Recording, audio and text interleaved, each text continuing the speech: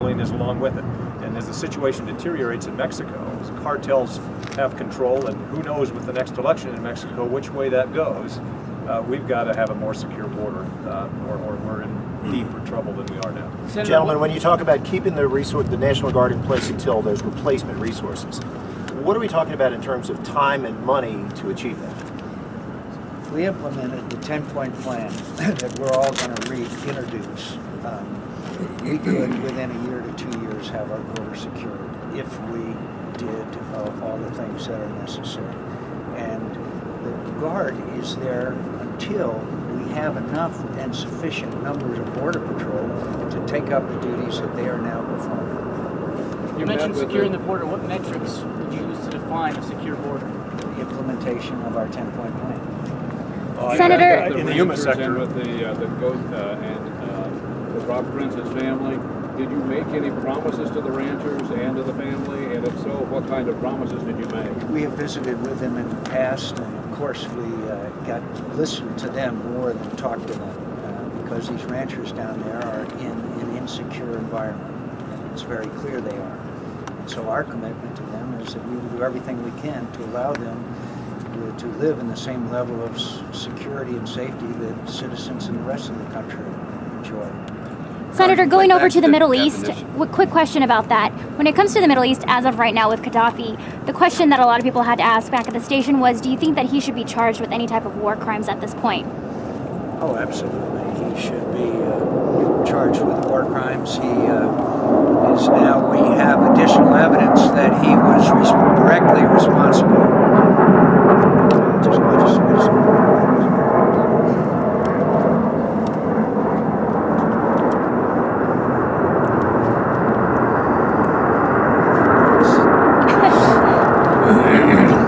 Yes, I should say that's the sound of freedom.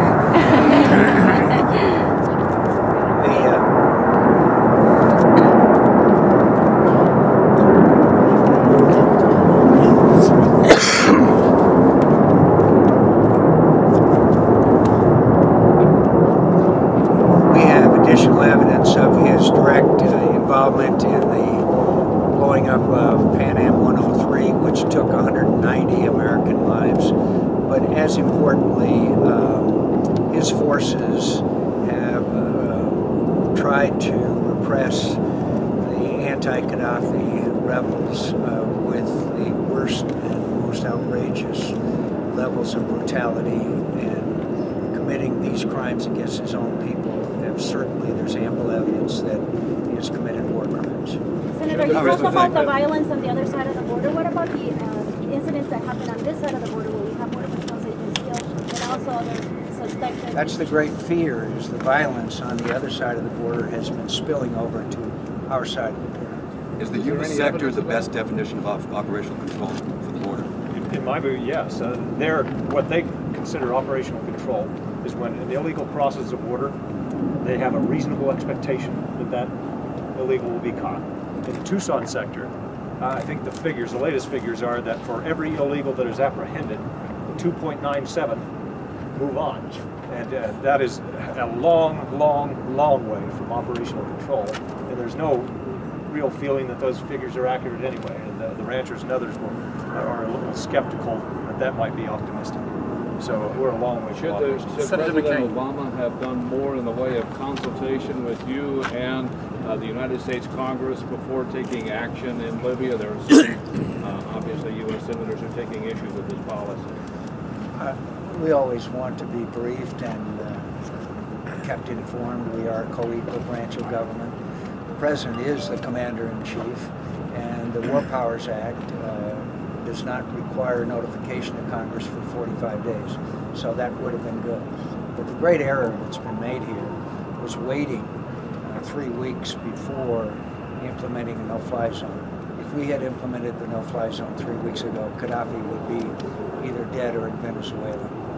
Are you concerned, Senator McCain, about mission creep, that there isn't an exit strategy here for U.S. engagement in Libya? I am not, because it's very clear that none of us would support ground troops in Libya. It would be counterproductive and not in any way succeed in the long run when we replacing Gaddafi with a democratic government. Would you support a NATO coalition of ground troops? NATO would not support such a thing, nor would I. We can. The no-fly zone has stopped Gaddafi. Now, in order to reverse Gaddafi, we may have to engage in weapons supply and training to the anti-Gaddafi rebels. I think the momentum has clearly shifted in the other direction. And not many Libyans want to die for Muammar Gaddafi, but we may have to provide training and help to the rebels to combat still what is superior firepower on the part of Gaddafi forces. Last question. To be clear, you'd like to see Gaddafi tried in an international I'd tribunal? love to see him in a national court. Yes, I think that would be the best of all results For war crimes. for war crimes. Thank you. Thank you. How you doing?